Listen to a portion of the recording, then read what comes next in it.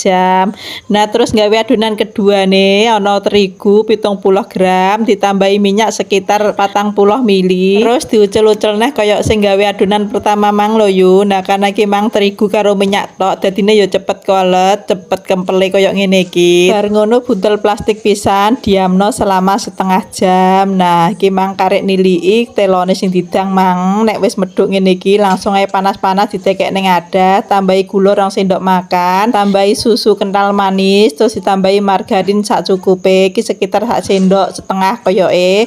Terus diulek-ulek pokoknya sampai ajur gulane iku mang. Makane kudune panas-panas soalnya gulane nek kena panas ben cepet ajur. Lain niku nek panas-panas ngene iki nek dijur-jur luwih gampang ajure yo. Nah koyo ngene iki wis bar iki dicipi oleh nek kurang legi iso ditambahi gulane. Bar ngono lanjut cukup adonan pertama mang. Bagi sesuai selera iki aku tak bagi dadi rolas siji. Iki kok dadine bakpiane gedem-gedem ben marem yo. Nek pengen rodok cilik ya dibagi luwih akeh neh. Bar ngono cukup adonan kedua nih bagi-bagi kaya adonan pertama nih mang. Nek adonan pertama mang dibagi dadi rolas, yang kedua iki dadi rolas. Lanjut ke cara bentuk yo cukup adonan pertama terus pipihno bar ngono isi adonan kedua ditekek jerone ngene iki bar ngono lempit aja sampai mbrodol sing dilempit sing rapi terus dipipihno neh terus dilipet neh kaya nek gawe bolen iku lho yo sampean tau gawe bolen ta ora nek ra tau yo deloken video iki pokoknya dilimpet bolak-balik intine semakin banyak lipatan kok dadine kulit bakpiane semakin berlayer yo lah nek wis dipipihno neh terus isi nganggo telo sing dijur-jur gek mang terus dibentuk bunder ngene iki nah terus siap dipanggang aja lali yo teplone ki mang dipanano sing nganggo geni cilik terus kai margarin saithik wae terus dijejer pokoknya ginine sing cuwili teplone ditutupi panggang sampai mateng diwolak-walik yo ben gak gosong sebelah ben matenge rata lain dipanggang nganggo teplon iki yo kena diopen nganggo open tangkring yo hasilnya luwih garing ora usah diwolak-walik cukup dipindah rae ngisor karo dhuwur nah iki lho yo hasile iki mang tak lempit-lempit ping 3 ping 4 dadine berlayer-layer wakeh ngene iki yo kulite gurih berlayer isine manis pokoknya kaya bolen yo aku nek ngarani empuk enak pokoknya wis cocok gawe kanca ngopi iki yo